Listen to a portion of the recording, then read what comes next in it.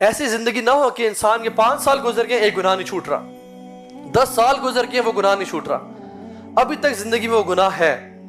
تو یہ ایک ایسا ایرر ہے پی سی میں جو جب وگرس ٹیسٹ سے، جب مشکل ٹیسٹ سے گزرے گا پھر یہ ایرر سامنے نکل آئے گا۔ اور انسان جب صغیرہ گناہوں میں ہمیشہ انوالو رہتا ہے اور نہیں چھوڑتا تو کیا ہوتا ہے؟ موت کے قریب وہ صغیرہ گناہ سامنے آ کے اس کو جہنم کا شکار ہے۔ جو بھی گناہ ہے چاہے صغیرہ ہو یا کبیرہ ہو ان کو حقیر نہ جانے۔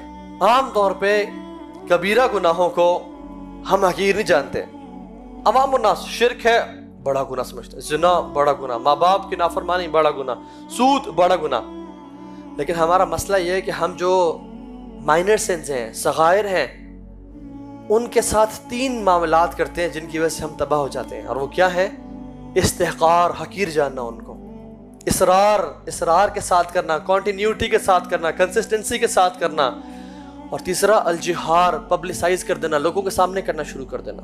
اور یاد رکھیں یہ 3 کان جب مائنر سے صغائر کے ساتھ ملتے ہیں تو صغیرہ نہیں رہتے، وہ کبیرہ بن جاتے ہیں۔ سلف کہتے تھے لا تنظر الى صغر المعصی ولکن انظر الى عظمت من تعصی، یہ مت دیکھو گناہ چھوٹا کر رہے ہو بڑا کر رہے ہو، یہ دیکھو کتنے بڑے رب کی نافرمانی کر رہے ہو۔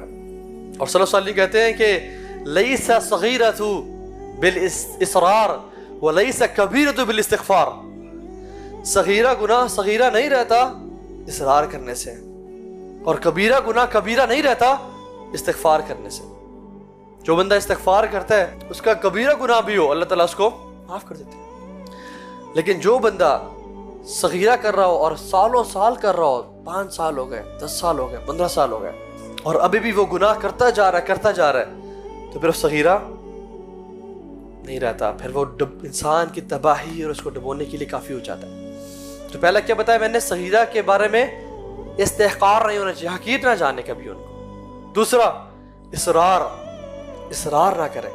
قرآن کہتا ہے وَلَمْ يُصِرُّوا عَلَى مَا فَعَلُوا، وہ گناہوں پہ اصرار جب ہو جائے توبہ استغفار کرے۔ لیکن ایسی زندگی نہ ہو کہ انسان کے 5 سال گزر گئے ایک گناہ نہیں چھوٹ رہا، 10 سال گزر گئے وہ گناہ نہیں چھوٹ رہا، ابھی تک زندگی میں وہ گناہ ہے۔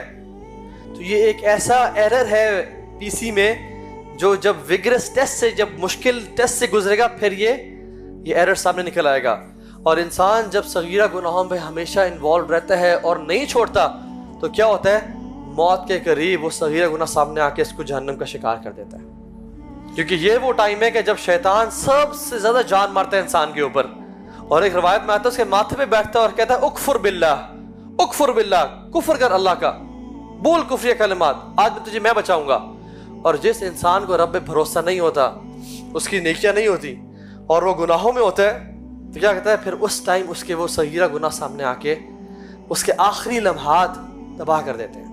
کیونکہ یاد رکھیں اصول ایک ہے، من شب علی شیء شاب علی، جو جس طرح جوانی گزارے گا اس کا بڑھاپا